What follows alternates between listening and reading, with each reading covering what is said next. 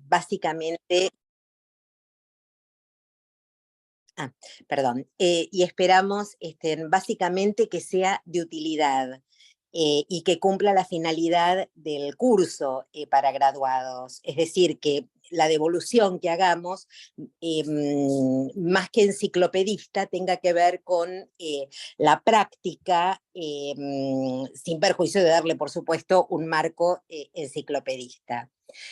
Nosotros organizamos este primer taller porque realmente la problemática de la salud, la problemática material de la salud, tiene muchísima implicancia en la vida cotidiana, hoy en particular, en este momento en particular, y lo que vamos a tratar de desentrañar entre todos es la normativa vigente en función de su materialización, es decir, el ejercicio del derecho a la salud.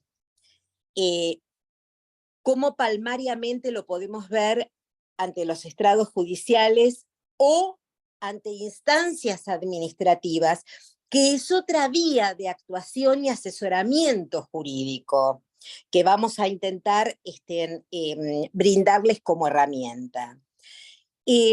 Para nosotros es fundamental que lo que no se entienda, obviamente es porque no lo hemos explicado bien. Y si no lo hemos explicado bien, el momento oportuno es justo cuando se termina de dar una idea. Les quería comentar que lo hemos dividido en 2 clases. Y en estas 2 clases, va a primero exponer una gran docente. Hacemos un equipo con ella que es mi distinguida colega, la doctora Telma Patricia Trota, ex profesora de Civil 1, profesora de contratos, y les voy a dar un dato más que me parece relevante. Antes de ser abogada, fue profesora, y mantiene el título, lógicamente, de matemáticas. Y esto es muy importante porque, además de tener método para explicar, ustedes lo van a ver, es una gran docente, tiene este elemento deductivo e inductivo propio de la materia de matemáticas. Yo luego voy a abordar el tema de las obras sociales en relación con la salud y, digamos, tratando de brindarles el espectro no solamente de la legislación, sino, reitero, de la materialización del derecho a la salud a través de las obras sociales, con todos los inconvenientes que podamos tener al momento de poder plasmar o de asesorar a un cliente que se encuentra afiliado, que es beneficiario de una obra social. Y primariamente voy a hacer la comparación con el sistema de prepago que va a corresponder a la clase del 29 de mayo, que va a dar la doctora Mariana Kuczynski, justamente referido ya concretamente al tema de medicina prepaga. Y tenemos una intervención que me parece muy interesante porque siempre hemos planteado en nuestras clases que debemos realizar un trabajo interdisciplinario. Y en este sentido creo que el escucha médico tiene gran relevancia. ¿Por qué? Porque no siempre es posible que la ley acompañe la realidad. Y cuando hay un quiebre entre la legislación y la realidad, entonces nos encontramos ante un serio problema y donde claramente debemos recurrir muchas veces ante los estrados judiciales para que esto se dilucide. Por eso es que va a intervenir una médica emergentóloga del Hospital Fernández, que causalmente es estudiante avanzada en esta alta casa de estudios, y que es la doctora María José Colina. Así que ahora le cedo la palabra a la doctora Telma Trota. Agradezco muchísimo su presencia e intervención. Y bueno, van a ver que su clase es excelente.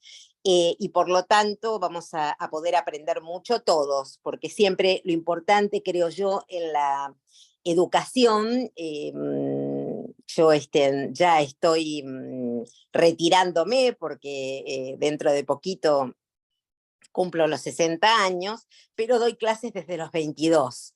Y lo más importante que aprendí durante todos estos años es el feedback que uno puede tener, o sea, la retroalimentación, para decirlo en español como corresponde, que uno puede tener del interlocutor, en este caso, nuestros colegas. Así que muy bienvenidos, y le cedo la palabra a la doctora Telma Trota. Bueno, no sé si espero que me escuchen bien. Gracias, Susana. Bueno, ya ella lo dijo todo, ya me presentó. Yo les quería decir que cuando nosotros estuvimos más o menos organizando estas dos clases, pensábamos, obvio, vamos a hablar a graduados, vamos a hablarle a colegas, algunos que hace mucho tiempo que se recibieron, otros que recién se recibieron. Y vamos a hablarle a colegas de esto que tiene que ver con el derecho a la salud. Entonces decíamos, bueno, vamos directamente y hablamos de cómo hacemos para pedir en las obras sociales, qué hacemos con las prepagas, con los hospitales públicos, cómo presentamos un amparo, qué es la mala praxis, y dijimos, vamos, todo eso. Pero a mí se me ocurrió, como bien dice Susana, como buena docente, empezar con las raíces. ¿Y por qué? Y porque nosotros no podemos enseñarles las hojas si no vamos a la raíz. ¿Y qué es la raíz? Que ustedes en estas dos clases más o menos se lleven esa parte, pero también se lleven, ¿qué es esto del derecho a la salud?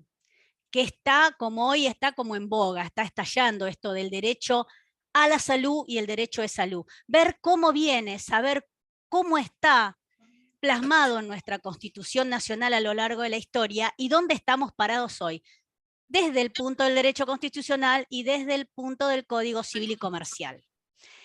Y lo primero que les voy a decir es que tienen que tener en cuenta dos cosas que son diferentes. Uno es el derecho a la salud y otro es el derecho de salud. Cualquier cosa me interrumpen, o sea, no sé, Carolina, vos me decís. ¿Por qué? El derecho a la salud es esto que vamos a ver hoy. O sea, aquel derecho que tenemos, y vayan viendo lo que digo, la persona por el solo hecho de ser persona, desde el momento de su concepción y antes hasta el momento de su muerte y posterior. ¿Por qué? Porque nosotros ahora podemos tener alguna normativa sobre los embriones, por ejemplo, y tenemos directivas anticipadas sobre lo que yo quiero que se haga con mi cuerpo una vez que ya no esté. Por ende, ese derecho a la salud abarca todo el ciclo vital de la persona y también las características de afuera. Tiene que ver con el derecho ambiental y todo. Entonces, a un grupo de personas hace unos años, sobre todo después de la Segunda Guerra, pero hace unos años empezamos a decir, ¿y no será que esto es una rama independiente del derecho? ¿No será que así como el trabajo tiene su derecho al trabajador, la familia tiene el derecho de familia, el consumidor, y de eso vamos a hablar mucho hoy, tiene el derecho al consumidor? ¿No será que el derecho a la salud debe tener también una rama propia? Y eso es lo que se está hoy bregando, que es el derecho de salud, que va a ser transversal a todos los derechos, porque va a tener que ver con todos los derechos, porque va a tener que ver con el derecho al trabajador, porque va a tener que ver con el derecho de familia, porque va a tener que ver con el derecho civil en cuanto a la capacidad, porque va a tener que ver con el derecho ambiental, va a tener que ver con el derecho penal, porque tampoco tenemos también que hablar, por supuesto, de lo que es la salud en las cárceles. Entonces, tiene que ver con todo. Entonces, esa es la diferencia que tenemos que tener. El derecho a la salud va a tener como rama original el derecho de salud. Dicho esto, vamos a ver cómo empieza esto del derecho a la salud. Y bueno, miren, la verdad que la salud a lo largo de la historia estuvo bastante maltratada, pero nosotros vamos a hacer un recorte en la historia y vamos a empezar un poquito antes de la Constitución del 53 para que entendamos. Y todo tiene que ver, todo el derecho tiene que ver con una correlativa histórica. Y ustedes saben que en esa época comenzaba lo que es el sistema liberal. Por ende, un Estado chico que solamente iba a ocuparse de cosas importantes. Por ejemplo, la seguridad está ahora en lo que respectaba a la salud, y la cosa era, bueno, nosotros nos tenemos que encargar de la salud de quién, de la salud de las fuerzas. O sea, los hospitales de campaña estaban netamente relacionados con las campañas militares. A eso tenemos que defenderlo. Y bueno, y la salud del pobre, y bueno, la salud que se encarguen quiénes, las sociedades de socorros mutuos, las sociedades de beneficencia, aquellas mutuales que venían de la mano de los inmigrantes. 1853, 1860, 1853 la Constitución, 1860 primera reforma para incorporar a Buenos Aires, y seguía este sistema de que el Estado solamente se iba a encargar de la salud con respecto a sus tropas, importantísima, acuérdense, la campaña de Roca antes, la campaña, perdón, de Rosas antes, la campaña de Roca después, hay que cuidar a nuestros militares, y por otro lado, la gente, por otro lado el trabajador. Y acá viene el problema. Tenemos, ¿se acuerdan? El sistema higienicista, o sea, netamente sanitarista. Acá hay una policía médica. El médico es el que lo sabe todo, el médico los va a cuidar y por lo tanto no lo tiene que hacer el Estado, sino en forma individual. Los médicos en sus consultorios, y entonces las familias de alta alcurnia tenían a su médico de cabecera que tenía todo. ¿Y qué hacemos con la población? Y bueno, que se encarguen las sociedades de socorros mutuos, y ahí van a aparecer mutuales como Centro Gallego, el Hospital Español, el Hospital Italiano, o sea, que se cuidaban, ¿pero de qué? ¿Cuál era el concepto del hospital? ¿Cuál era el concepto? El concepto era: los militares hay que cuidarlos, hay que protegerlos porque los necesitamos. Ahora, a los obreros, al enfermo obrero, hay que aislarlo. Por eso van a ver que los primeros hospitales van a ser hospitales en lugares muy grandes, lejos del centro urbano, en pabellones para que ni unos ni otros se pudieran comunicar. Por ejemplo, una ciudad típica de ese sistema es la ciudad de La Plata. Diagonales bien grandes, arboladas, o sea, la gente muy dispersa. Evitar el contagio, pero evitar el contagio, ¿por qué? Porque cuidaban a la población. No, porque al enfermo había que aislarlos por dos razones. Primero, para que no enfermara a su familia, y entonces quitábamos capacidad de trabajo. Quitábamos fuerza de trabajo. Fuerza de trabajo, ¿quién? Al señor burgués, de quien también debíamos aislar al enfermo para que no lo enferme. A ver si todavía los pobres enfermaban a los ricos. ¿Y qué hacemos sin los ricos, que son los que nos traen la producción? Esto era el sistema que imperó en Argentina, el sistema descentralizado, hasta 1945.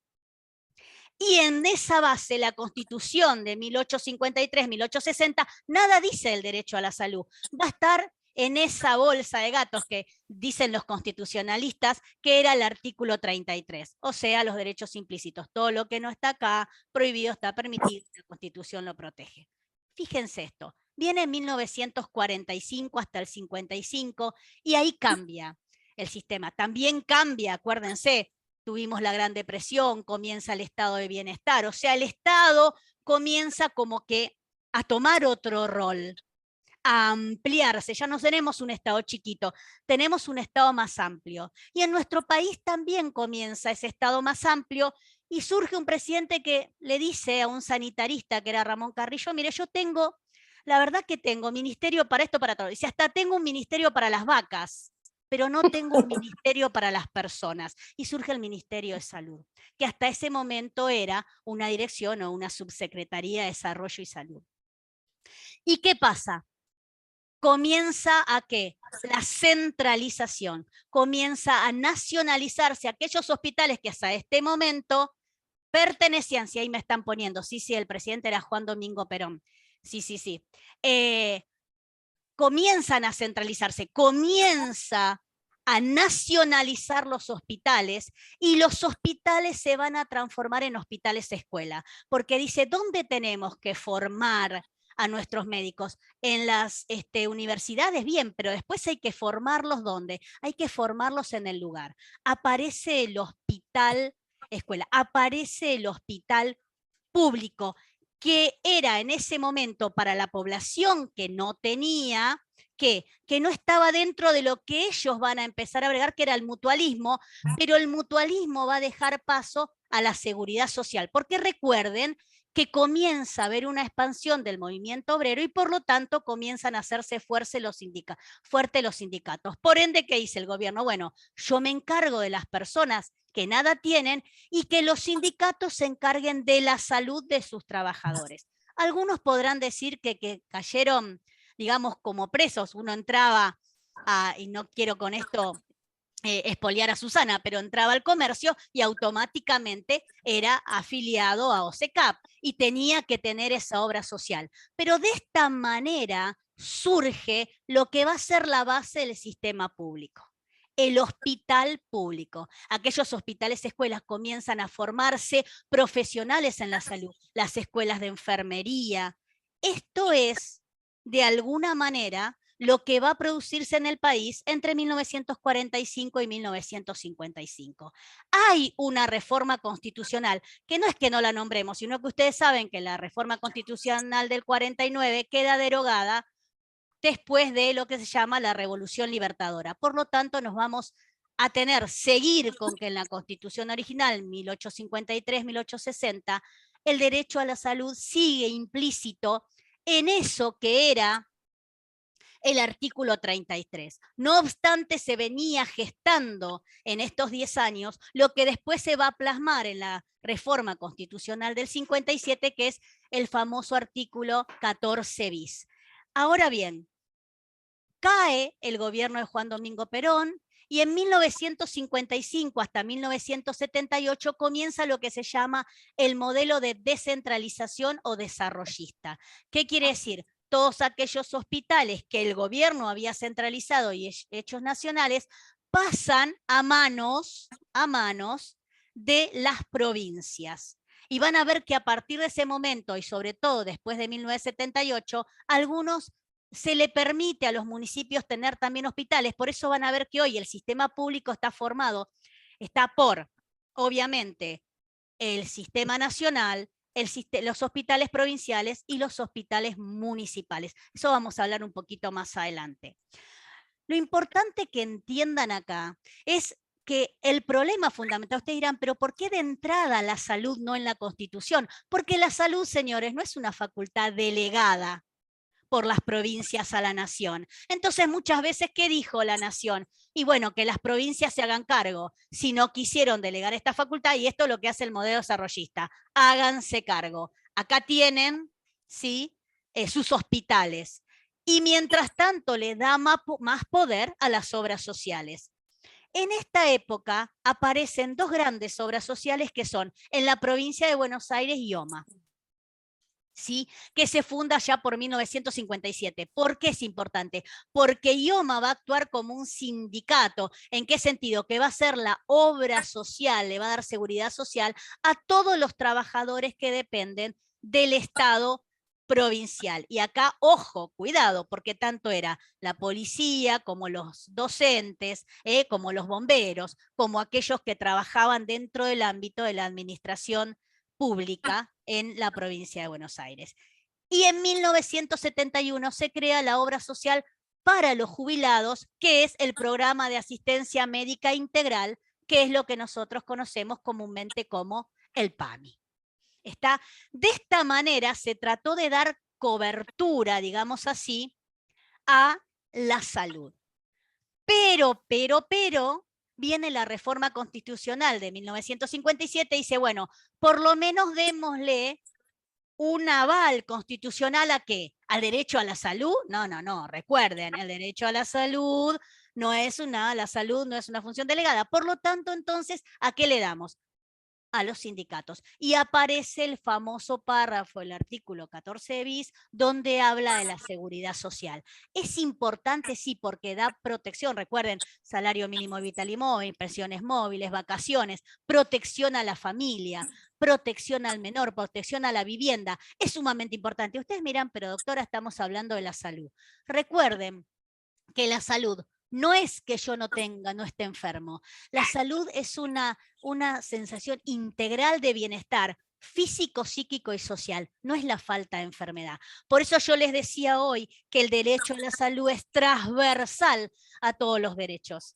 Porque si yo protejo la vivienda, protejo la salud. Si yo digo que tiene que haber una vivienda digna, protejo a la salud. Si yo protejo a las infancias, estoy protegiendo a la salud. Esto es sumamente importante. Si yo defiendo la salud de aquellos movimientos que hoy son el LGTB, y le doy derechos a la salud, estoy protegiendo el derecho a la salud. Fíjense ustedes cómo yo voy indicando, les voy mostrando la importancia de un derecho que hasta ese momento seguía estando en el 33 de la Constitución Nacional.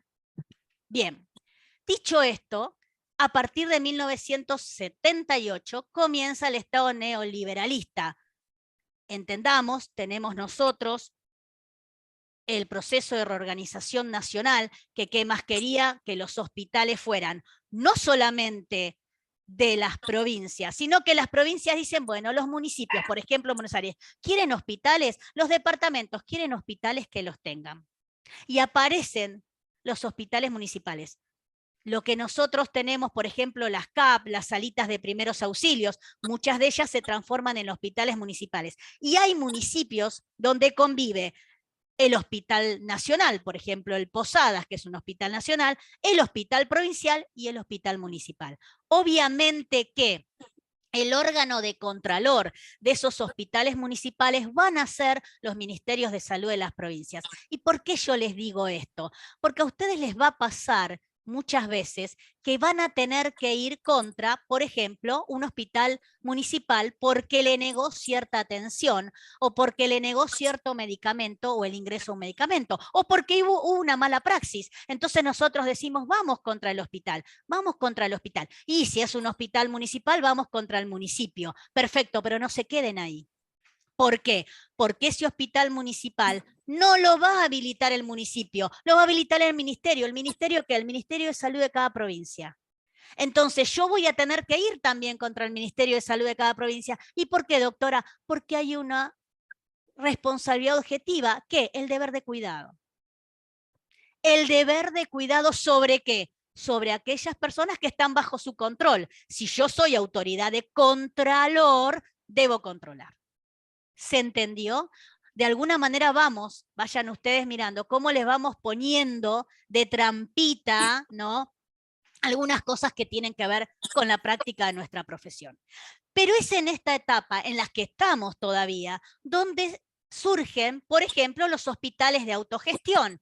Y bueno, obviamente, si yo vuelvo a un Estado neoliberal, incluso con el advenimiento de la democracia, donde quiero achicar el Estado, ¿qué voy a hacer? Y bueno, que los hospitales se autogestionen. ¿Y qué es la autogestión del hospital? Permitir que en el hospital, con acuerdos entre las partes, se pueda atender beneficiarios o afiliados de las obras sociales, o sea, la seguridad social. No lo que va a venir a partir de 1990 en adelante y que va a ser en el concepto de lo que es el derecho a la salud, como ese gran quiebre entre los que decimos que es una cosa y es otra, que es la medicina prepaga. No puede hacer el hospital contratos o tratos o pactos o convenios con la medicina prepaga, sino con las obras sociales. ¿Qué quiere decir? Yo voy, me atiendo en la obra social, en un hospital que tiene autogestión y el hospital puede cobrarle, por decirlo así de alguna manera, la prestación a la obra social. Aparece también la ley 23.660 en el año 88, que es una norma que instaura lo que es las obras sociales. No que instaura, sino lo que dice es, bueno, miren, de alguna manera desregula. Dice, bueno, el trabajador tiene que entrar a una obra social o pertenece, como mínimo tiene que estar un año, pero después podrá pedir derecho al cambio.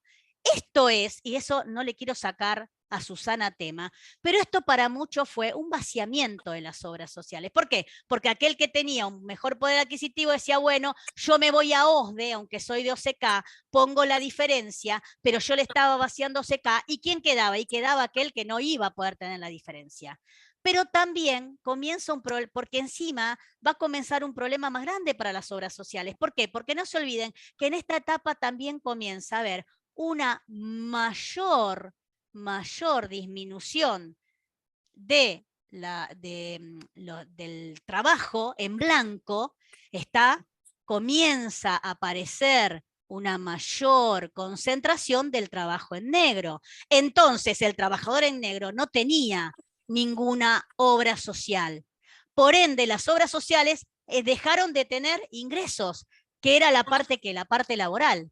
La desocupación no solamente trae índices de pobreza y trabajo en negro y trabajo esclavo, también trae, de alguna manera, como dicen las obras sociales, el vaciamiento. Podemos discutirlo, podemos no, después lo hablaremos con la doctora Traiman, pero yo quiero que ustedes entiendan cuándo comienza todo esto, que hace que con la ley 23.661 en el 89, digan, bueno, ¿cómo está esto? Creemos un sistema nacional de seguro de salud.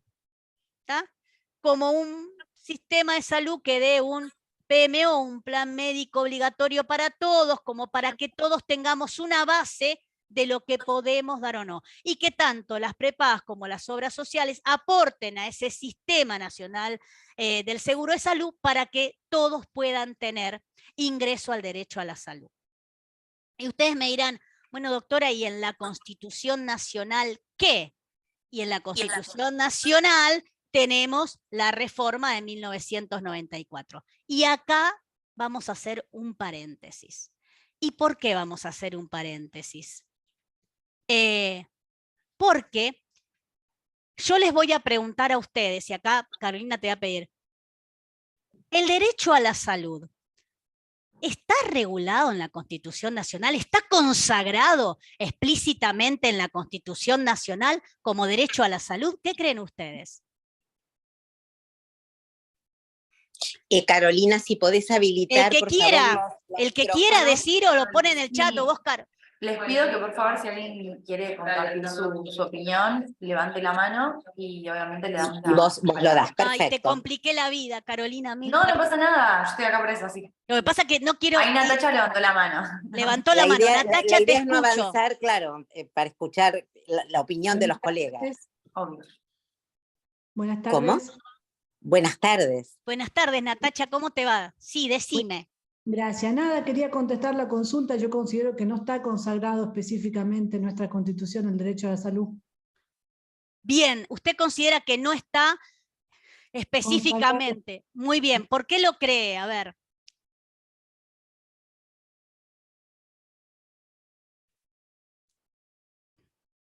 No sé. Natacha.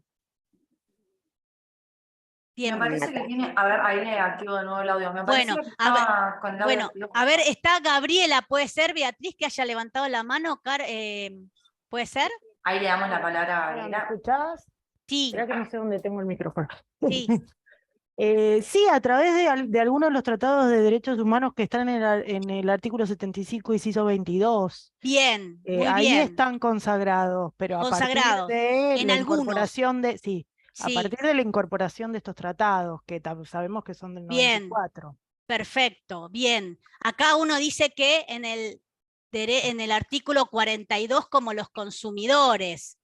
Bien, no voy a extenderme más porque quiero dejarle tiempo a Susana.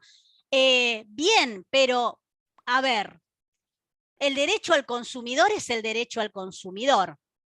Entonces, vamos primero al 75, inciso 22. Es verdad que en el 75, inciso 22, nosotros tenemos la incorporación de los tratados internacionales. Ahora miren, cuando yo quiero que algo sea explícito, es explícito. Si yo, por ejemplo, para darles mi nombre, le tengo que decir, miren, busquen, mi tatarabuelo se llamaba, mi bisabuelo era, mi abuela era y mi mamá era, hasta que llegan a mi nombre y no está. Y muchos me dijeron en esos tratados. Yo les puedo decir, bueno, a ver, ¿Qué tratado? Y bueno, me van a decir, la Declaración Universal de los Derechos Humanos, sí, pero ¿cómo? Y en la otra, entonces quiere decir que si algo tengo que buscar, esto, me acuerdo cuando daba civil que decía, bueno, miren, esto es como vieron el acto nulo y anulable, o sea, si yo lo tengo que buscar, quiere decir que explícito no está el vicio, lo tengo que buscar. Esto es mismo, están ahí, en algún lugar del 75, inciso 22, en esos artículos, en esos pactos, seguramente tratados internacionales con raigambre constitucional, hay algún artículo que habla del derecho a la salud. Perfecto, entonces no está explícito. Entonces me van a decir, bueno, doctora, pero a ver. Y tenemos el 42. Y el 42 dice, y lo voy a decir, los consumidores de bienes y servicios tienen derecho en la relación de consumo a la protección de su salud. Y ahí a mí me mató. Obviamente, a alguien que es netamente comercialista, ustedes me dirán, ¿y pero por qué? Y porque me está subsumiendo el derecho a la salud dentro del derecho al consumidor y en la relación de consumo. Y acá la verdad que tampoco me lo está poniendo explícitamente. ¿Por qué? Porque le está dando al derecho a la salud un rango inferior al derecho al consumidor. Y ustedes me dirán, ¿y esto por qué? ¿Y esto por qué? Porque tenemos que ubicarnos en 1994 en un Estado neoliberal donde tenían que achicar el Estado, donde el Estado tenía que encargarse lo menos posible de la salud porque ya tenía bastante con todos los problemas que había. Encima desreguló las obras sociales, por ende, las obras sociales protestaban. ¿Y a dónde las regulamos? ¿Y a dónde iban? Y iban a esto nuevo que surge, que es como un híbrido, que es las empresas de medicina prepaga, que van a surgir al principio, vieron así como de la nada, como quien no quiere, con una ambulancita, iban casa por casa. Nosotros le ofrecemos un sistema de ambulancia, porque si usted llama a su obra social tarda mucho, entonces usted, por tanto, por mes puede tener al principio un médico en su casa que más o menos diga, y si lo tiene que trasladar, y de ahí fueron trasladando y hoy tenemos SOS de Galeno, etcétera, etcétera. Entonces, obvio, si nosotros vamos a apoyar eso, porque acuérdense que eran los cuando empezaba las AFJP, o sea, todo va a pasar a manos privadas. Entonces, un sistema de salud pública que tengo que tener porque, bueno, alguno no va a poder pagar o no va a estar trabajando, entonces mantengamos lo mínimo por esto de que los tratados internacionales, que están todos metidos en la bolsa del 75, inciso 22, que los constituyentes estamos acá poniendo y dándole rango constitucional, me dice que tengo que respetar, mínimamente para todos. Tengo después las obras sociales, que ya veré cómo hacemos, y este sistema nuevo de medicina prepaga, que de ninguna manera tiene que ver con darle al que tiene más una mejor calidad de atención que al que va a un hospital público. Tiene que ver con el consumo.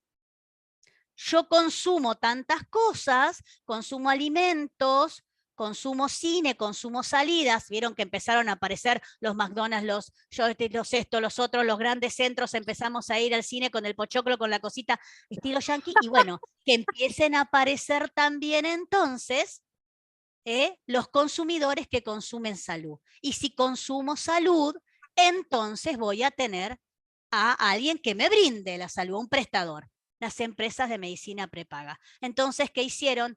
Subsumieron a un derecho, al derecho a la salud dentro del derecho al consumidor. Y ustedes me dirán, ¿por qué se enoja tanto? Y porque no soy comercialista, no soy especialista en derecho al consumidor, que entonces van a ver que hay todo y dice la relación de consumo, el contrato médico-paciente, el contrato entre el paciente y la empresa, me hablan de contrato, sí, de contrato privado, de que es un contrato de consumo, es un contrato de adhesión que está ahora. El derecho a la salud, y esto no podemos dejar de decirlo en un curso de posgrado, es más allá que el derecho del consumidor. Porque miren, que yo sepa, primero fui persona y después fui consumidor. Y me podrán decir, pero mirá, ya tus papás, cuando se enteraron, empezaron a comprar baberitos y todo, y porque se enteraron que estaba yo, persona. Porque si no, no iban a comprar nada. ¿Estamos? Mamita empezó a tomar malta y no más cerveza, porque se enteró que estaba yo persona. El derecho a la salud es, señoras y señores, consagrado en cuanto tratado de derecho internacional ustedes puedan leer, un derecho personalísimo. Recuerden que los derechos personalísimos elevados al nivel de los estados son los derechos humanos. Por ende, el derecho a la salud es un derecho que nos corresponde a las personas por el solo hecho de ser personas. ¿Desde cuándo? Desde que somos personas. ¿Desde cuándo somos personas? Artículo 19 del Código Civil, desde la concepción, no importa dónde. ¿Está? ¿Estamos? Estamos hablando acá, me dicen, artículo 41, derecho a la salud al referirse a un ambiente sano. O sea, subsumimos nuevamente al derecho a la salud en el ambiente. Y en realidad, primero está el derecho a la salud, y nosotros a través del derecho a la salud vamos a mantener el ambiente sano. ¿Por qué? Porque nosotros tenemos que defender nuestro derecho a la salud, todo, a la salud psíquica, a la salud espiritual. A ver, cuando nosotros vamos a hacer una demanda por mala praxis, y yo les digo a mis alumnos, en la liquidación tienen que poner el daño moral, la falta del daño psicológico, tienen que poner el daño que le hizo a la familia, tienen que poner, no sé, de repente no pude reunirme más con mis compañeros por esto que pasó, me sentí mal, y me miran, sí, señores, porque eso es la salud. La salud es un derecho personalísimo, y nosotros los derechos personalísimos no, de ninguna manera los podemos ceder. No se compran, no se venden, no se conquistan, porque se conquista lo que no se tiene y nosotros lo tenemos del solo hecho de ser persona, sino que se reconocen, se protegen y se defienden. Acá la Constitución nos hizo un lío básico. Entonces nos queda como que la salud de alguna manera tiene dos sistemas de protección, porque encima, a ver, los que defienden dicen, pero mirá que la 24.240 en el artículo 5, en el artículo 6, habla de la salud. Sí habla de la salud en términos del consumo. Y la salud, porque si no, miren, ustedes tienen un problema de mala praxis, bueno, vayan al COPREX si lo tienen porque es un derecho al consumidor, voy a defensa al consumidor. Y desde ya que ustedes no van ahí directamente, van y dicen, no, tenemos que ir a hacer, ¿por qué? ¿Por qué voy a defenderlo? ¿Por qué? Por ese bendito ahí que no lo vemos, pero que está en alguno de los tratados que ustedes van a recibir. Yo les voy a mandar un PowerPoint para que ustedes más o menos cuando les pregunten digan, tal tratado, tal artículo, habla del derecho a la salud, del derecho integral a la salud. ¿Está? ¿Se entiende hasta acá? Más o menos, ¿hay alguna duda? ¿Algo que me quieran decir? Obviamente que, claro, si nosotros lo vemos como derecho al consumidor, me van a preguntar, entonces, la responsabilidad, vamos al 40 de la 24.240, y sí, vamos al 40 de la 24.240, la responsabilidad solidaria, pero ¿saben qué? Esa responsabilidad solidaria va a tener un correlato en el Código Civil y Comercial, que no tiene que ver con el consumidor, tiene que ver con un derecho personalísimo, y en un derecho personalísimo, cuando alguien introduce un riesgo a un derecho personalísimo, nosotros tenemos acciones para defenderlo, y lo vamos a defender desde el que lo cometió por una responsabilidad subjetiva, llámesele hoy por hoy el médico, ¿está? O llámesele una obra social que no entregó un medicamento por negligencia, por imprudencia, porque no quiso, porque no sé, hasta la última ratio. Y la última ratio van a ser siempre, señores, nos guste o no nos guste, los ministerios. En provincia el Ministerio de Salud, en Nación. Y ustedes miran, ¿y por qué los ministerios? ¿Y por qué los ministerios? ¿Y por qué si estoy con pidiéndoselo a una prepaga o a una obra social a la superintendencia de servicios de salud? Porque los ministerios son la última ratio, son el órgano de contralor de la salud, les guste o no les guste, y como órgano de contralor tendrán que controlar. Es así. Y la Superintendencia de Servicios de Salud tiene que ver con el control de la prepaga y de las obras sociales. Así como lo vemos hoy, señores, nosotros podríamos decir que tenemos como dos aspectos o dos maneras distintas de regular la salud. Por un lado, la salud dentro de la Constitución. La salud reconoce a la Constitución como un derecho personalísimo, como un derecho humano, como aquel derecho que es inalienable, que es inherente a la persona por el hecho de ser persona. Y fíjense, ya no decimos hombre, a la persona por el hecho de ser persona. No importa la raza, la concepción, no importa la identidad de género que tenga, por ser persona. La persona se puede autopercibir como quiera, pero es persona. Por ende, todos tenemos los mismos derechos con nuestras diferencias. Eso es lo mágico que tiene el derecho. ¿Está? Y eso es lo que ustedes tienen que defender. Eso está ahí, en eso, nube, como yo siempre digo, del 75, inciso 22. Y después podemos decir que por otra parte, bien clarito, bien explícito, tenemos como parte del derecho en la relación de consumo. Entonces nosotros podríamos decir que ese artículo tiene solamente que ver con la parte del sistema privado de salud, y yo también lo discutiría. ¿Y por qué? Porque yo me niego a creer que una relación médico-paciente tenga que quedarse solamente con el hecho de una relación de consumo. Nosotros cuando hablamos y damos mala praxis, le decimos a los chicos, no se queden con eso. Incluso cuando hablamos con profesionales médicos, ellos mismos te lo dicen, no es una relación, no es un contrato, hay algo más allá que tiene que ver con la misma profesión médica. ¿Y esto por qué es importante? Porque vamos a tener, fíjense ustedes, la ley del paciente, que va a estar recepcionada sumamente en el Código Civil y Comercial. Y acá estamos con lo básico, el Código Civil y Comercial. ¿Por qué? Porque, bueno, si en el 1994 explícitamente no lo pusimos, si lo pusimos como una relación de consumo y por otro lado dijeron, bueno, vamos a hacer algo. Y entonces surge el Código Civil y Comercial, que como todos ustedes sabrán, entró en vigencia el 1 de agosto del 2015. Para muchos es un gran triunfo del derecho constitucional. ¿Por qué? Porque ustedes saben, y no voy a criticar a Vélez Sarsfield, no es esta clase, porque si no Susana me mata, criticar a Vélez Sarsfield, pero ustedes saben que el Código de Vélez, tenemos que irnos allá en el sistema que di al principio, ¿se acuerdan? El liberal, donde la salud nada, donde no nos importa, donde no estaba, obviamente es netamente patrimonial. Este código de alguna manera constitucionaliza al derecho civil argentino, porque fíjense que en el artículo 1 dice, es fuente de este código, PRI, la Constitución Nacional, los tratados internacionales, y uno dice, qué bárbaro. Entonces va a incorporar al derecho a la salud en algunas partes de su articulado. Algunos que tienen que ver, como por ejemplo el artículo 17, cuando habla sobre los derechos del cuerpo humano y sus partes.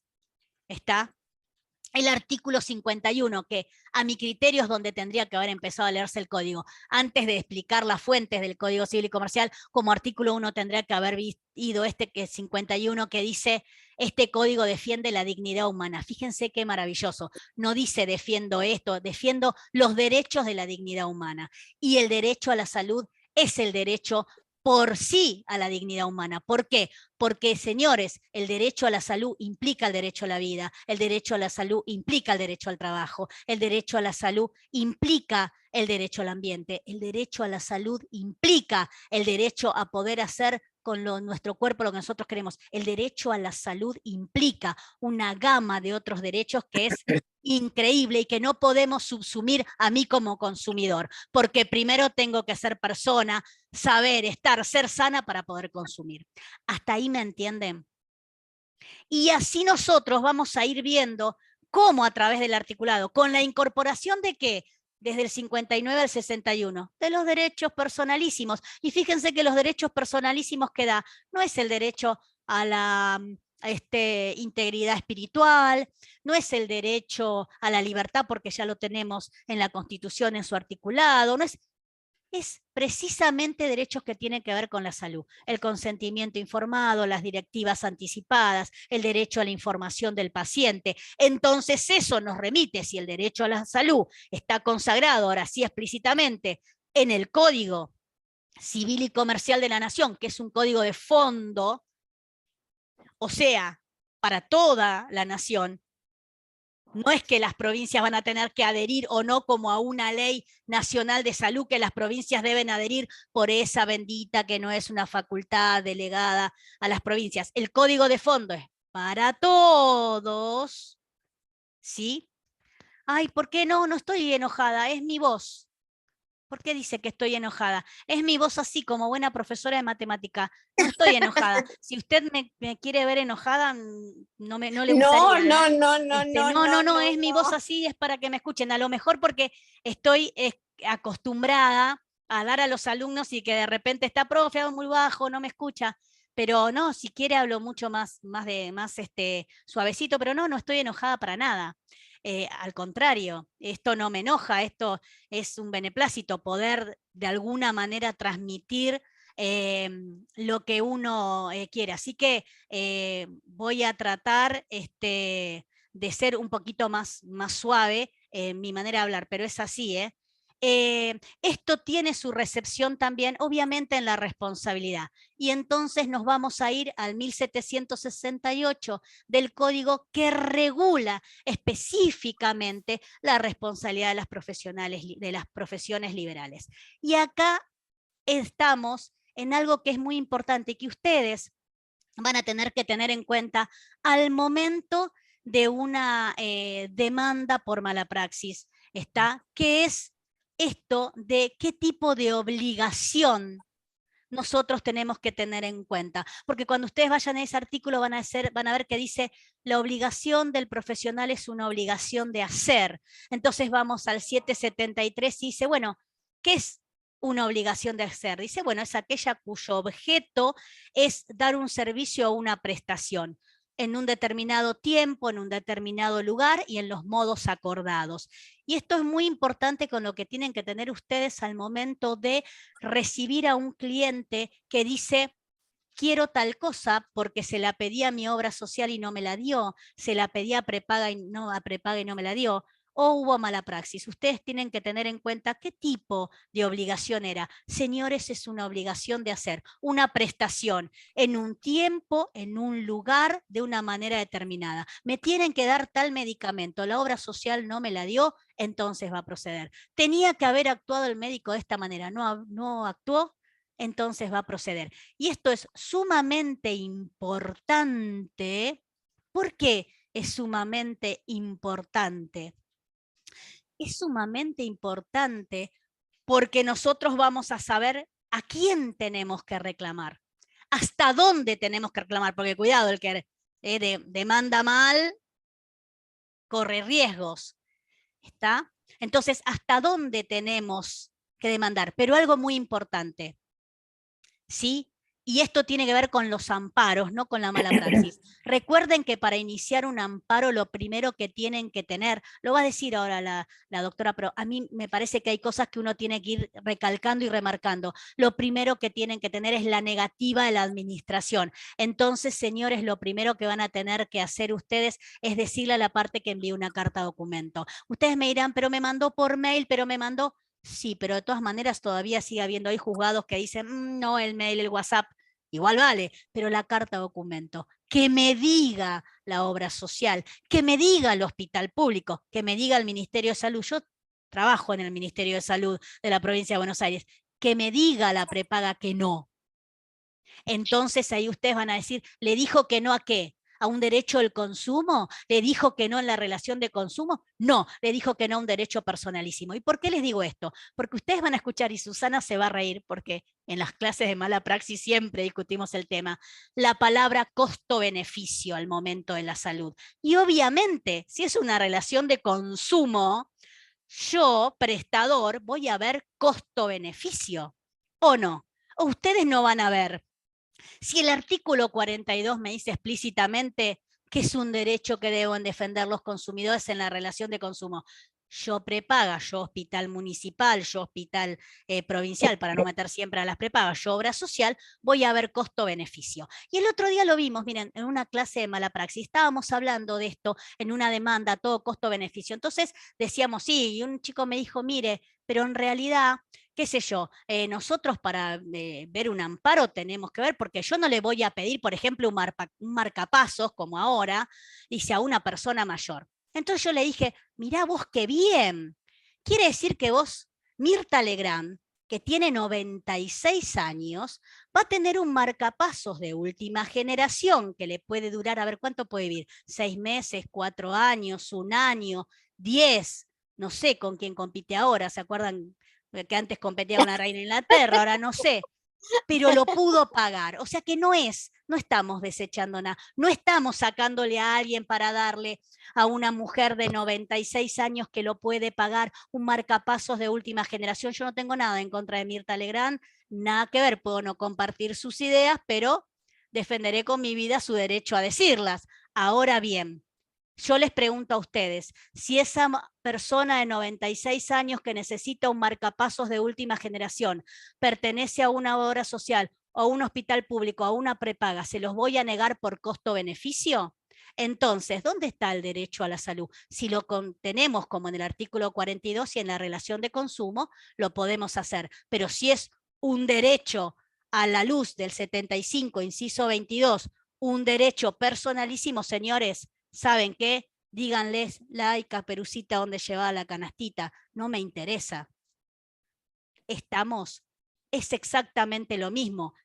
¿Por qué? Porque también le puede durar 4 años, como a Mirta Legrand. Le puede durar 6 meses, como a Mirta Legrand. Le puede durar igual como a la señora. Ella lo pudo pagar, ella no, entonces se lo tienen que dar. ¿Por qué? Porque eso es, señores, igualdad de derechos. Eso es toda la normativa que está en el artículo 75, inciso 22, que nosotros decimos esos tratados internacionales.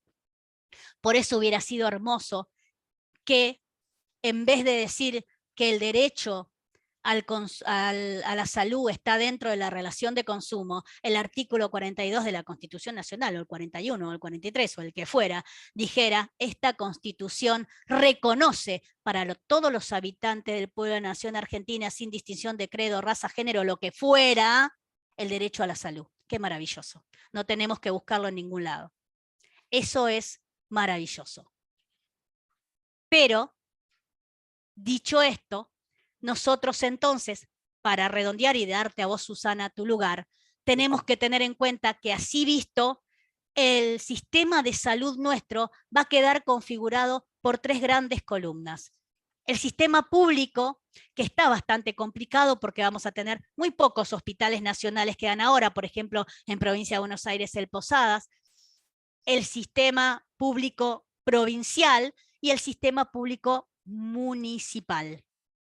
Por otro lado, el sistema de la seguridad social está donde están las obras sociales. Y por último, vamos a tener, que está, y ahí está IOMA y está PAMI, y por último el sistema de medicinas prepagas y algunas mutuales, que muchas veces lo que han hecho las obras sociales, como ustedes saben que las obras sociales no podían captar en una época más que a sus propios trabajadores, entonces creaban mutuales donde podían estar sus trabajadores y otras personas que no eran trabajadoras, que quizás tampoco tenían para la prepaga, pero sí por un aporte más o menos accesible, podía acceder a algunas atenciones de salud. Dicho esto, espero que la verdad les haya gustado la clase. Cualquier cosa excelente. me pueden preguntar. Le doy paso ahora a la doctora Trota. Disculpe la colega que se enojó por mi voz, pero es así, es típica de una profesora. No lo hago porque esté enojada. Cuando esté enojada se van a dar cuenta. Aunque con esto del derecho a la salud como derecho de consumo me enoja bastante. Muchísimas gracias y bueno, nos vemos en la próxima clase. Gracias por todo, Susana, todo es tuyo. Muchísimas gracias, Telma. Excelente tu exposición.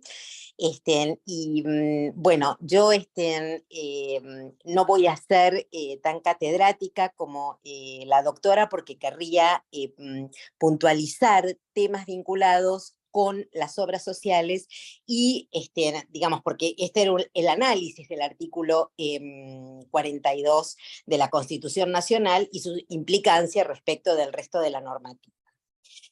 Yo voy a partir de una pregunta, y es que todos tenemos derecho a la salud integral. Ahora, ¿qué comprende la integralidad de esta posibilidad de acceder a la salud. Y acá es donde nos encontramos con los problemas que ahora vamos a enfocar respecto de las obras sociales. Para distinguir las obras sociales de las prepagas, vamos a decir lo siguiente. Las obras sociales, la causa fuente de la obligación por el cual el trabajador realiza un aporte y el empleador una contribución, esas obligaciones tienen causa fuente legal. Por eso, cuando una persona ingresa a laborar como corresponde quiero decir en blanco, quiero decir con todos sus aportes y contribuciones y también en lo que se refiere a su futura jubilación, que no es menor, legalmente el empleador actúa como agente de retención y va a depositar en AFIP para que ese aporte y contribución llegue a la obra social. No existe un vínculo contractual entre el beneficiario y su grupo familiar y la obra social. Esto hace a la diferencia con la prepaga, porque en la prepaga va a haber un contrato entre una persona que se va a asociar a la prepaga y la prepaga, y en la cual la prepaga va a exigir, por ejemplo, una declaración jurada de la salud. ¿Y esto qué implica? Que si yo tengo, como es el caso, la vesícula con innumerables, como dice la ecografía, con innumerables piedritas, esto es una preexistencia que yo se la debo comunicar a la prepaga, porque en caso que tenga en el periodo de carencia, y pese que es una operación, una intervención quirúrgica muy, muy económica,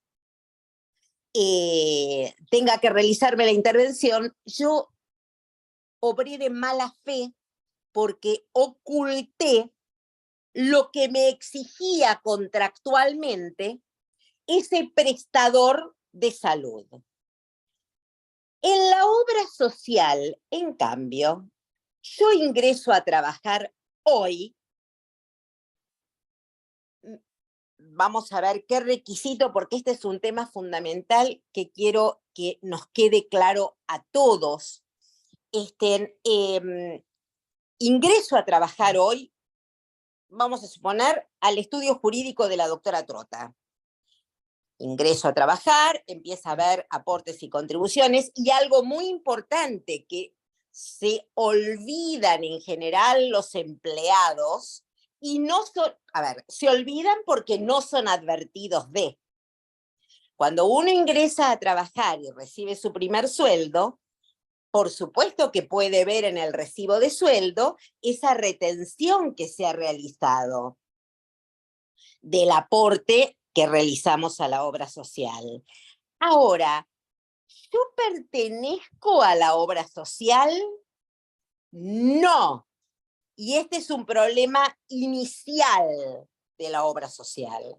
Para que yo pertenezca a una obra social, no es suficiente el aporte y contribución, ni es imprescindible que el empleador que ha ejercido ese derecho de retención canalice a través de la FIP esos aportes y contribuciones. Es fundamental que el empleado estoy gritando mucho, me parece. Es fundamental que el empleado se empadrone. El empleado tiene que concurrir. A ver, Gabriela, Gabriela, si levantás la mano, porque no puedo leer tan rápido. Gabriela, dijiste algo. Doctora. A ver. No llegué a leer todo, entonces... Ahí estoy solicitándole para que active el audio. No, pero alguien dijo... Hola, ¿se escucha? Hola, sí, Gabriela, usted era, sí, doctora Salvia. Sí. Disculpe, ¿Cómo le va? solamente vi Gabriela, no llegué a ver el apellido. No, Doctora, le escucho, colega. disculpe la interrupción. Por favor, al contrario. Cuando mencionó, era un simple aporte, cuando mencionó la declaración jurada que hay que comunicarle a la obra social, sea cual No, a la prepaga, a la prepaga. perdón. Por eso distinguí. Lo que quise hacer, no me expliqué bien, vuelvo. Yo quise decirles que ustedes tomen en cuenta que la causa fuente de las obligaciones que nacen en cabeza del empleador y del empleado es una causa fuente legal, fundada en la ley 23.660. La causa fuente por la cual yo pago una cuota, no un aporte y contribución, a una prepaga, es un contrato. ¿Se entiende? Perfecto, gracias. No, por favor. Entonces, ¿usted quiere agregar algo, doctora Salvia? Porque no tengo que hacer declaración jurada cuando yo ingreso a una obra social. Yo puedo ingresar hoy a una obra social y mañana me tienen que hacer un triple trasplante, que me lo va a tener que pagar la obra social.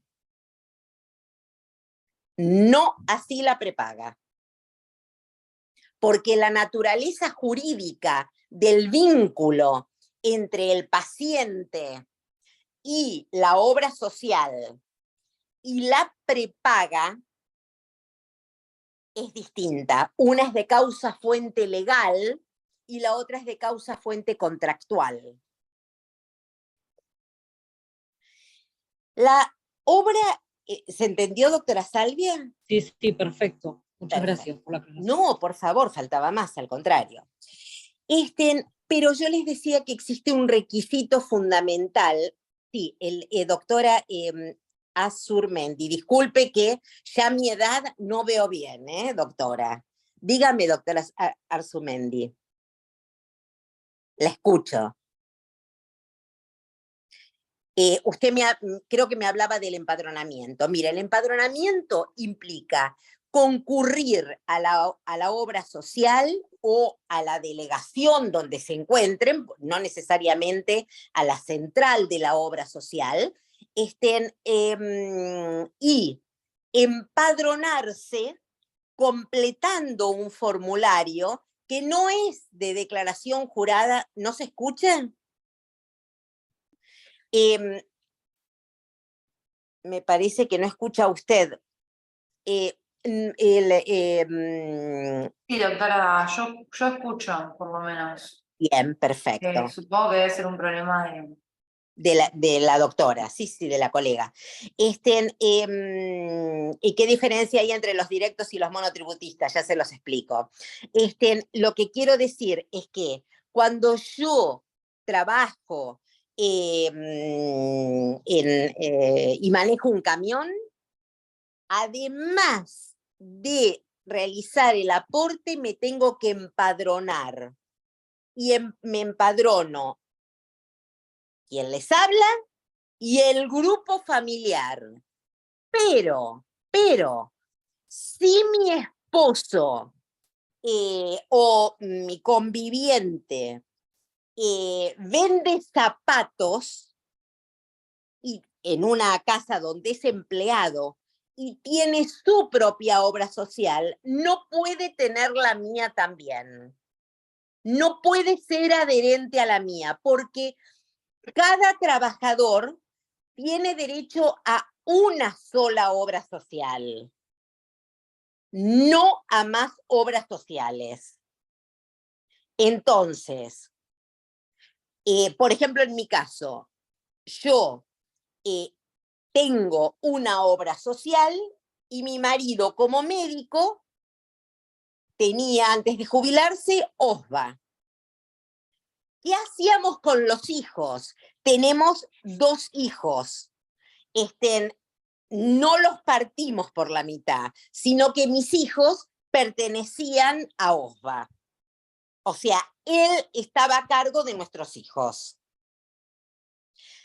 Cuando él deja de pertenecer a OSVA, yo los ingreso en mi obra social.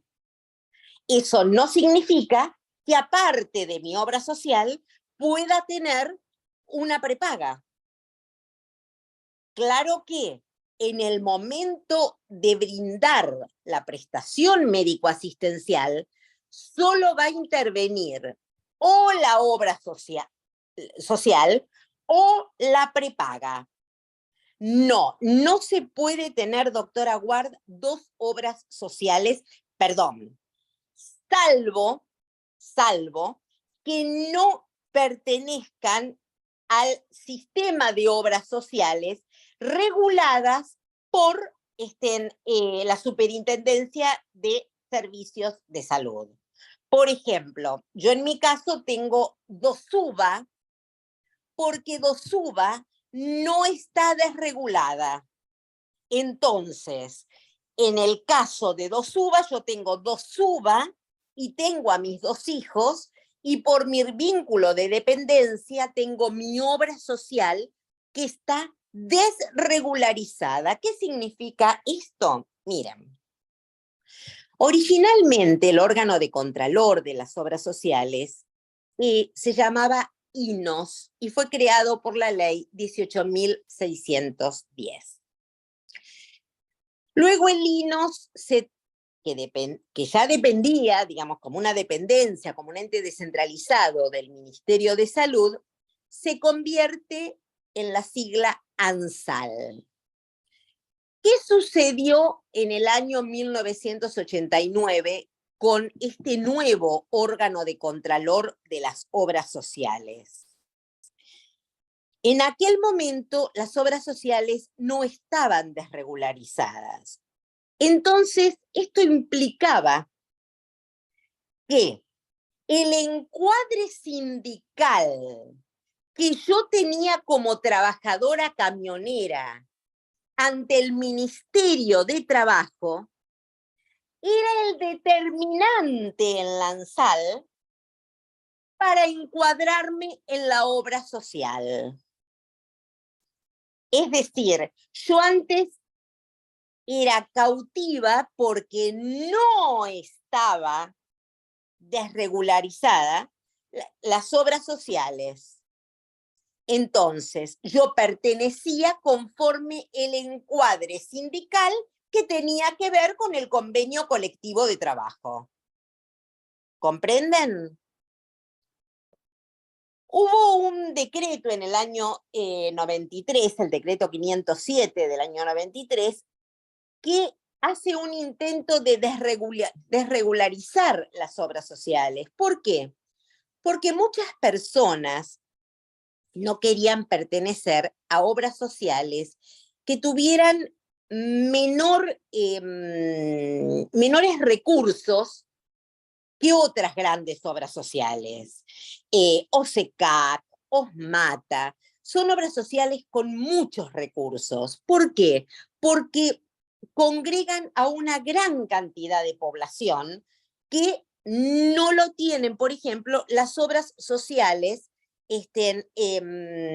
como la obra social de los peluqueros. ¿Qué sucede? Las obras sociales, por no tener un vínculo contractual con sus beneficiarios y por ejercer el contralor de la Superintendencia de Servicios de Salud, que depende del Ministerio de Salud, y acá coincido plenamente con que los juicios y los amparos que he visto mucho en provincia, que se realizan de esta manera, no en la provincia de Buenos Aires, disculpe doctora Trota, esto yo no lo vi, pero sí lo he visto en provincias del interior, que los amparos no solo lo realizan contra la obra social, sino que llegan al Ministerio de Salud.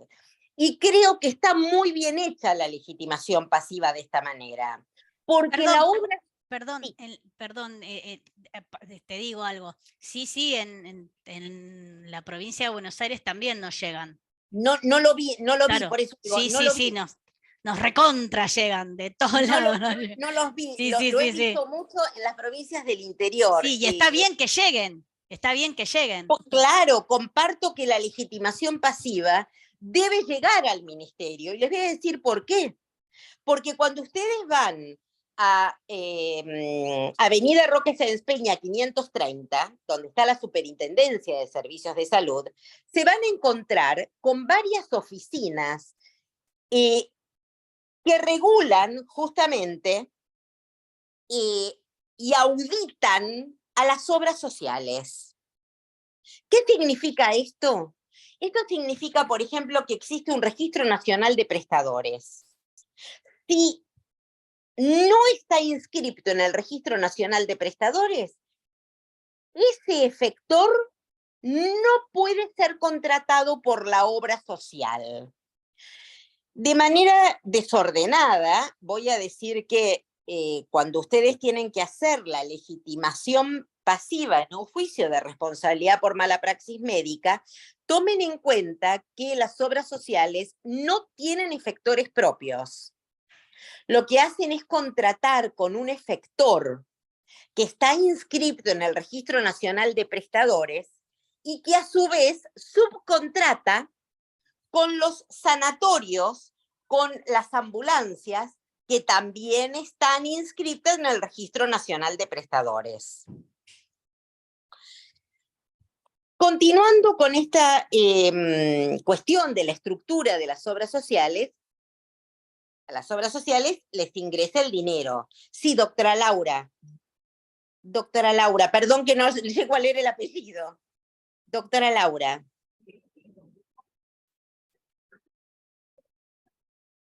Bueno. Disculpe, Susana, ¿cuál de alguna de las que levantó la mano es la que está? Laura Arzumendi.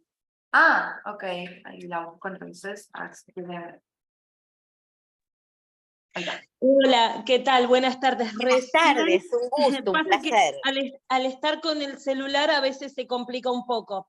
Respecto a esto último que mencionó, ¿sí? Que estos efectores no son propios, sino actúan de manera terciarizada. Perdón, doctora, una cuestión. Bancarios sí, ¿eh? Bancarios tienen su propio sanatorio.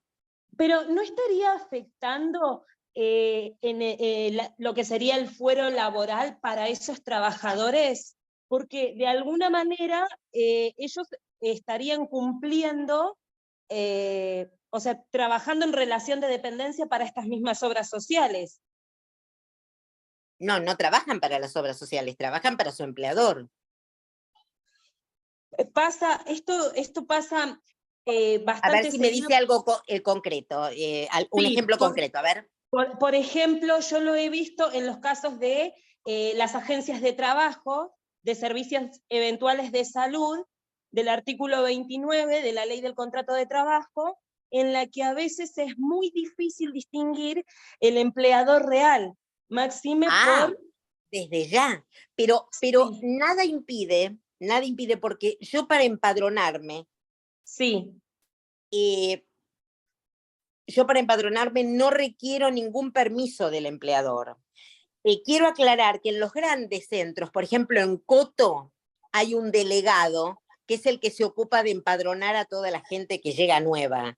Pero si yo trabajo en una zapatería del 11, el empleador no va a ir a OSECAC a empadronarme, tengo que ir yo. Y el empadronamiento me basta con el recibo de sueldo. ¿Me comprendes? Yo tengo el recibo de sueldo y me empadrono.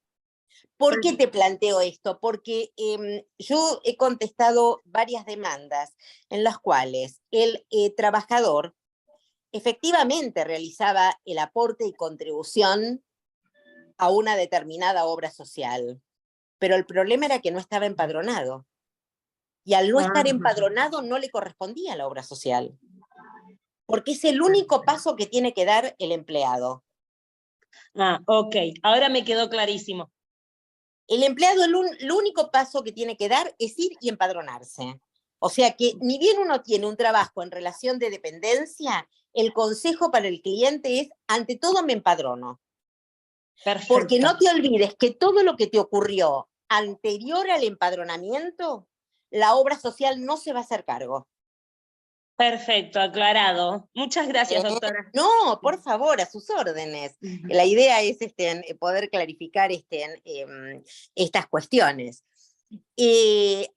Ninguna obra social va a negar el empadronamiento de sus empleados, de los empleados que estén bajo relación de dependencia. Un problema serio son los monotributistas. En general, las obras sociales tienden a retardar el empadronamiento de los monotributistas pese a sendas recomendaciones y resoluciones de la Superintendencia de Servicios de Salud. Y acá el camino, porque digamos como abogados, ¿cómo actuamos? Viene una persona como monotributista y dice, fui una vez, 2 veces, 3 veces, y me pidieron el papelito del papelito para presentar en la obra social. Y no me empadronaron. Si no me empadronaron, no tengo derecho a prestaciones médico-asistenciales. Ahí vamos, Andrea, ahí vamos. Y alguien pasó también con una pregunta. También retrasan o desalientan el empadronamiento. Bueno, no. Miren, cuando está en relación de dependencia les garantizo que no retrasan, porque es un trámite que corre solo. Menos aún cuando, como en casos como Coto, me permito en Carolina decirlo porque ocurre regularmente y no estoy haciendo propaganda de Coto ni de Jumbo ni nada que se le parezca, pero tienen sus propios delegados. Reitero, si yo trabajo en el estudio jurídico como empleada administrativa de la doctora Trota, ella no me va a ir a empadronar, voy yo, porque no hay un delegado sindical que me empadrone.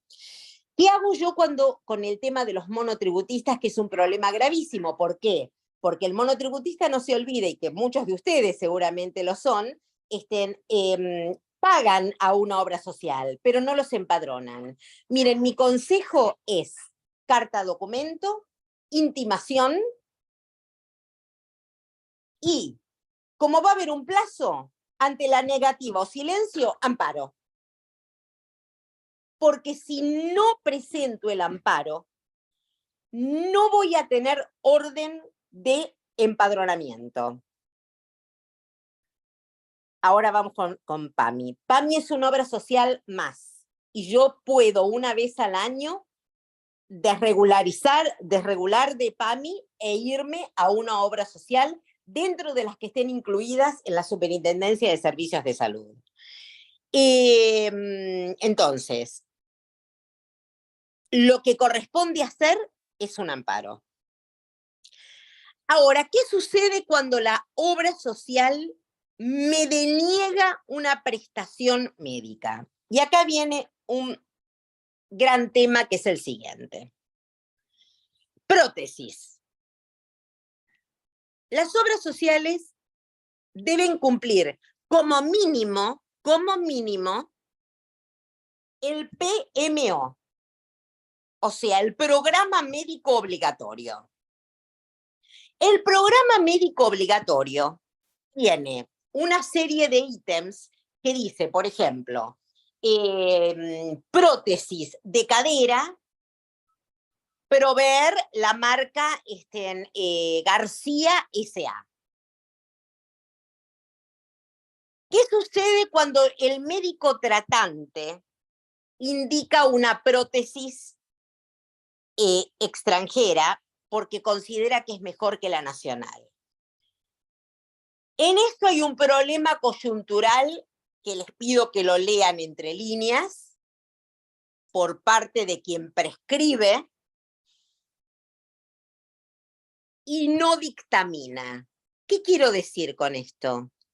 Que cuando yo requiero una prótesis determinada extranjera, tengo que tener la fundamentación de por qué se está pidiendo. Y la Corte Suprema de Justicia de la Nación ha hecho lugar a que se otorgue una prótesis extranjera cuando el médico señaló la razón de ser de ese pedido. Ahora, ¿qué sucede? ¿Cómo se compone el patrimonio de las obras sociales? Está determinado por ley. De lo que ingresa, el 80% se destina a salud. Como verán, es un segmento. Es la misma economía que ustedes tienen en su casa. Esto significa que si a la doctora Sabia yo le voy a dar una prótesis importada, será a costa de no poder dar turnos con tanta celeridad para hacernos mamografías. Y este es el grave embudo, el grave problema institucional al que las obras sociales se enfrentan en función de la multiplicidad de amparos con medidas cautelares. ¿Por qué? Porque cuando una obra social deniega un tratamiento para una persona que padece diabetes, no le da las tiras reactivas, tendríamos 3 caminos. El primer camino, gratuito, que no requiere la asistencia letrada, es ir ante la Defensoría del Beneficiario en la Superintendencia de Servicios de Salud. O sea, el gobierno provee un defensor del beneficiario a quien se le deniega una prestación, con el cual se forma un expediente, y en caso que la obra social no brinde esa prestación médico-asistencial, se impone una multa que solo es apelable ante la Cámara Federal Contencioso Administrativa. Las multas son muy caras para las obras sociales, pero lamentablemente en nuestro país los trámites administrativos son muy largos. Lidia, ahí vamos al caso de tu papá. Ahora lo vamos a analizar. Entonces, ¿cuál sería otro recurso? Otro recurso es hacer la denuncia, que se hace online directamente. Perdón, me olvidé de decirles que desde el punto de vista práctico, la obra social, el defensor del beneficiario, tienen que concurrir con turno a Roque Sáenz Peña 530 y llevar toda la documentación. Esto significa llevar resumen de historia clínica, prescripción médica, negativa de la obra social, porque si no, no se los toman, o se los toman, pero bajo responsabilidad de ustedes. Quiere decir que nunca se eleva. ¿Me comprenden? O sea que si ustedes van a brindar asesoramiento en una consulta porque no tiene dinero la persona para pagar un amparo, tomen en cuenta que sería un mal consejo profesional. Los que somos de Entre Ríos Bueno, en la Superintendencia de Servicios de Salud tiene, tiene delegaciones en todas las provincias, pero les voy a decir algo que una vez me dijo una señora de Santiago del Estero subiendo el ascensor. Yo en aquel momento era muy joven, tenía 28, 30 años, y esperando el ascensor, como yo hablo hasta con las piedras, imagínense cuando encontré una señora de Santiago del Estero, me puse a hablar rápidamente y entonces le dije, pero señora, le digo, ¿por qué usted viene hasta Buenos Aires para a realizarse en una obra social, ¿no? Para realizarse una prestación médico-asistencial? Y me dijo, mija, porque Dios está en todas partes, pero solo atiende en Buenos Aires. Y esta es la razón por la cual tantas veces se pide la intervención de la persona, porque Garraham hay solamente en Buenos Aires, no hay en otras provincias. Sepan disculparme porque tengo profundo respeto por todas las provincias que componen nuestra República Argentina, pero lamentablemente hay que venir a Buenos Aires y esto implica lo siguiente, y disculpen que voy saltando de tema en tema, pero quiero intentar dar la mayor cantidad de elementos posibles para los que tienen que asesorar. Si ustedes tienen la posibilidad de que la persona les abone los honorarios de un amparo, ¿y por qué digo esto? Porque un amparo tengo que estar permanentemente atrás del expediente, ¿sí? Tengo que tener en cuenta que el amparo lo voy a pedir con una medida cautelar.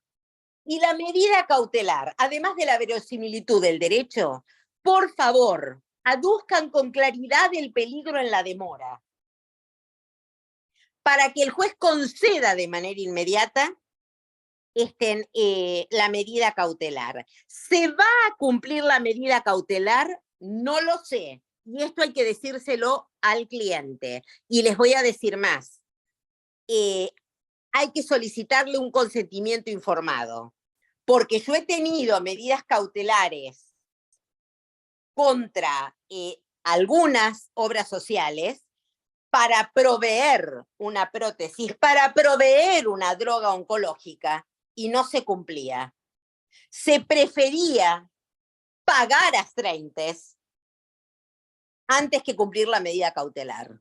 Entonces, les recomiendo, si no es mucha molestia, podrían compartir, no sé qué, porque se me queda todo por la mitad, disculpen. El urgente pedido del médico, por supuesto que acredita, pero llévenle al juez todos los elementos que tienen.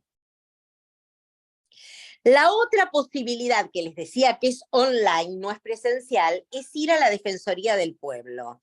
Tiene un muy buen servicio con profesionales versados en derecho a la salud. Pero claro, tanto la Defensoría del Beneficiario como la Defensoría del Pueblo, y voy a recurrir a mi amiga de Santiago del Estero, del gobierno de la Ciudad de Buenos Aires, son expeditos, pero no tanto como una medida cautelar. Sin embargo, si el cliente está dispuesto a pagarle los honorarios, yo les sugiero que vayan por los 3 caminos. ¿Cómo hacen? Primero mandan una carta documento. Ustedes me dirán, pero esto es caro. Sí, pero ¿saben lo que hacen muchos beneficiarios de obra social y camina con eso? Mandan un telegrama laboral. Pero en vez de mandárselo al empleador, se lo mandan a la obra social. ¿Me entienden? O sea que ahí no gastan dinero. Pruébenlo. A mí me llegan muchísimos telegramas laborales con intimaciones para la obra social. Cuando un médico pide una medicación en particular, y esto es una cuestión sumamente difícil, le pido por favor que la clase siguiente lo hablen con la doctora María José Colina, porque los médicos, Defensoría del Pueblo de Cava, sí, ahí me refiero. Sobre la cautelar, sí, ahora lo termino. Porque los médicos no quieren dictaminar. Y acá se convierte en un problema. Lean entre líneas, porque estoy en una alta casa de estudios y no puedo decir lo que tendría que decir, no estamos en un café, estamos finalmente en una clase académica con un sentido práctico. Pero ¿qué sucede? Que las obras sociales quieren dar determinada marca. ¿Por qué? Primero, porque siempre hay que recomendar el genérico. Pero en segundo lugar, cuando el médico recomienda una determinada marca, como puede ser Ruemers, y esto lo digo porque lamentablemente cuando tenía 2 años, mi hijo, que hoy gracias a Dios tiene 20 años, se le cayó un mueble, fue terrible lo que le pasó en la cabeza, y además de eso contrajo una intrahospitalaria en el mejor centro del mundo, que es el Hospital Ricardo Gutiérrez, porque le salvó la vida a mi hijo y no le abrió la cabeza. Como sí, lean entre líneas, cuando se fue a hacer la resonancia magnética, que no contaba con ese aparato el Hospital de Niños, se indicó que lo que tenía era un tumor y que había que abrir la cabeza. ¿Me comprenden? ¿Por qué admiro? Y si tengo un problema yo voy al hospital público, porque creo que es lo mejor que puedo encontrar. Y en segundo lugar, lo mejor que puedo encontrar es la obra social, porque la obra social me va a hacer el triple trasplante. Voy a estar 2 años para conseguir una mamografía, pero me va a hacer un trasplante rápidamente. Por eso digo que yo recomendaría realizar los 3 caminos, pero siempre que yo tenga una indicación concreta de por qué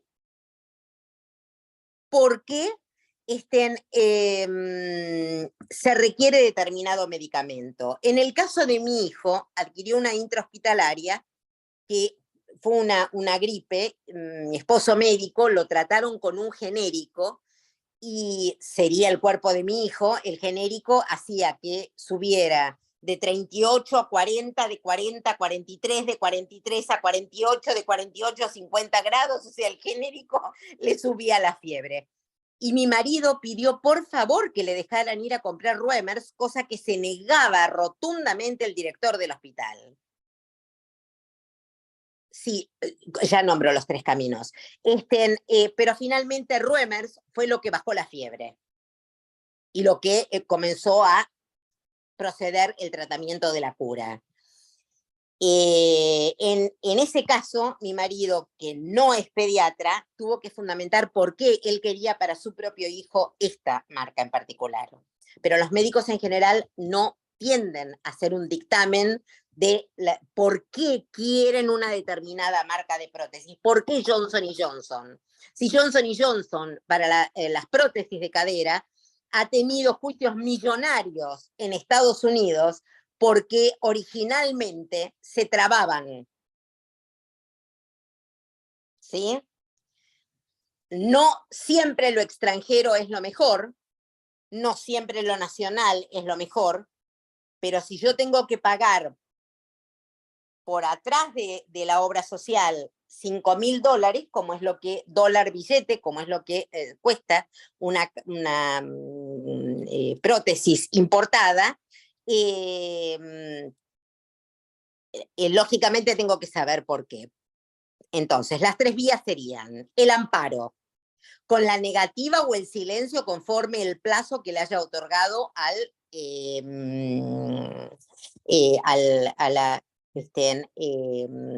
la solicitud del plazo depende de la cantidad de tiempo, digamos, que tenga el paciente. A veces el paciente no tiene tiempo y a veces los propios abogados especializados en este tema no tenemos tiempo ni de hacer un llamado telefónico. Y voy a poner el caso, pero si yo tengo tiempo porque, por ejemplo, es una tira reactiva que el cliente puede comprarla momentáneamente, después pasar el ticket, y no se lo entregan, yo haría la denuncia en Defensoría del Pueblo, haría la denuncia en la Defensoría del Beneficiario, mandaría un telegrama, si me lo admite el correo, intimando a la obra social para que en el plazo de 48 horas se provea. Si no se provee, pido el amparo con la medida cautelar, recordando que la medida cautelar es un incidente del amparo.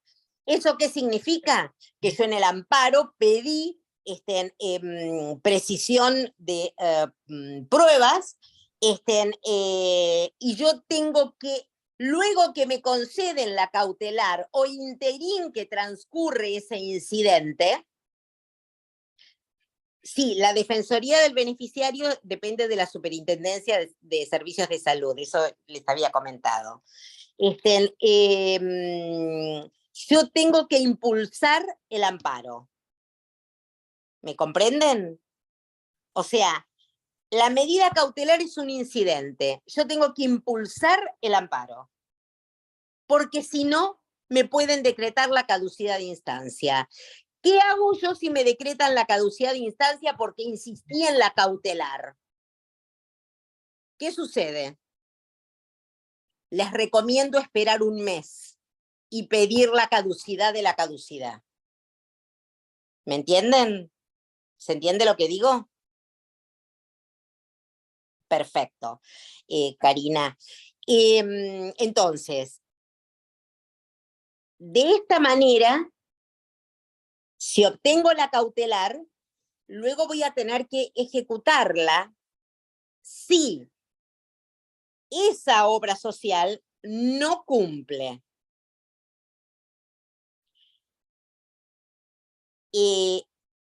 Quiero aclarar que en muchas oportunidades se solicitan medicaciones que no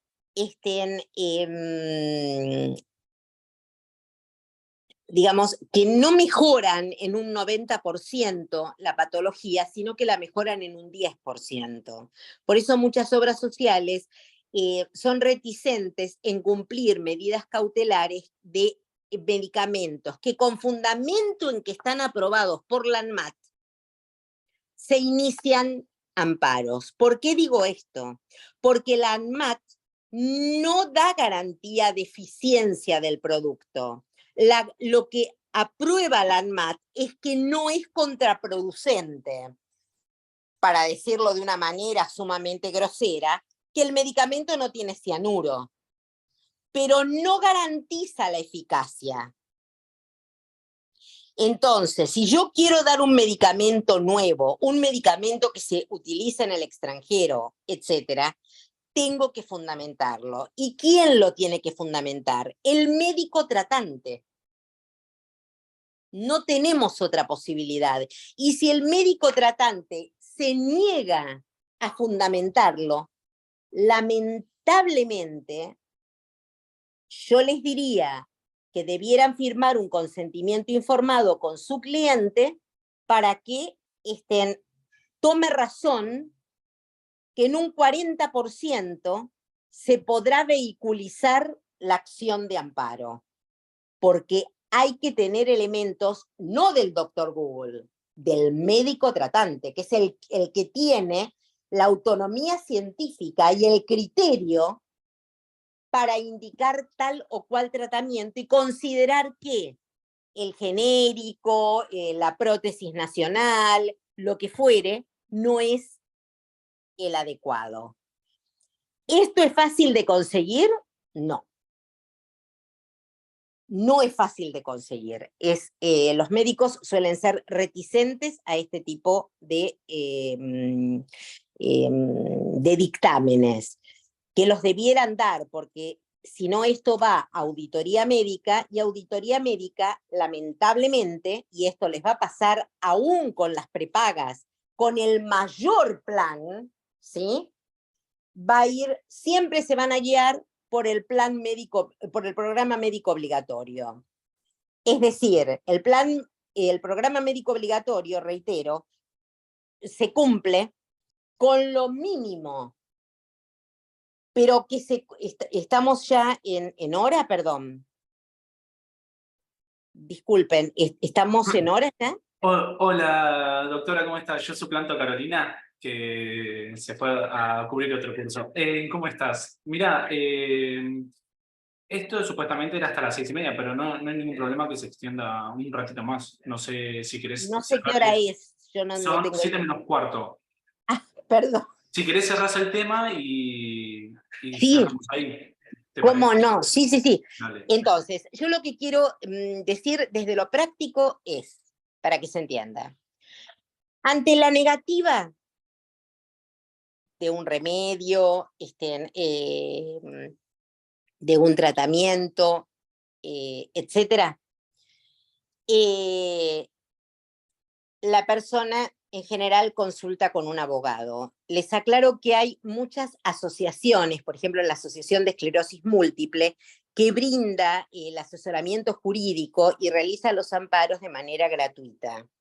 Les digo esto porque creo que es de buena práctica que si uno no puede abonar, si un cliente no les puede abonar a ustedes sus servicios jurídicos, creo que es de buena fe indicar en qué lugar podrían conseguir un patrocinio absolutamente gratuito. Si se les pueden abonar, lo primero que tenemos que hacer es mandar una carta de documento. ¿Por qué? Porque tenemos que tener la negativa. ¿Sí? Y en esto nos guiamos por el artículo 43 de la Constitución Nacional y por la Ley de Amparo. Sí, hay patrocinio gratuito, hay en las asociaciones, por ejemplo, en la Asociación de Esclerosis Múltiple, Redrals es otra ONG que se ocupa de este tipo de amparos. No conozco todas, pero les estoy diciendo de que ahí hay abogados que de manera gratuita satisfacen siempre y cuando se trate de esa patología, por ejemplo, de esclerosis múltiple. Luego haría, una vez que tengo el amparo en la mesa de entradas del juzgado y que se esté resolviendo la medida cautelar, online el reclamo ante la Defensoría del Pueblo, que si bien no dicta resoluciones, sí hace recomendaciones. Y luego me iría con mi cliente porque hay que sacar turno para ir a la Superintendencia de Servicios de Salud en Avenida Roque Sáenz Peña 530 y llevar todos los antecedentes para hacer la denuncia ante la Defensoría del Beneficiario, que una vez que admita esa denuncia, las va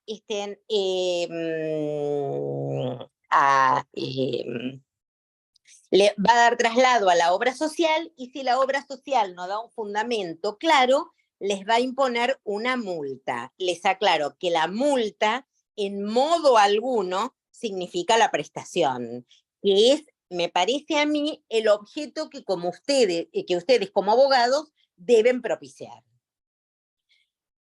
¿Continuamos el 29, colegas? Sí. Bueno, yo les agradezco muchísimo. Muchas gracias por haber estado. Muchas gracias al Centro de Graduados, muy amables como siempre.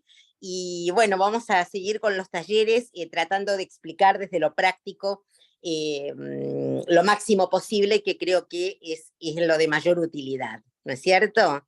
Así que les doy muy buenas tardes, muy buenas noches ya, y muchas gracias por haber participado. Muy amables. Y muchas gracias nuevamente al Centro de Graduados. Y gracias a todos por participar. Nos vemos. Hasta luego. Gracias. Hasta luego.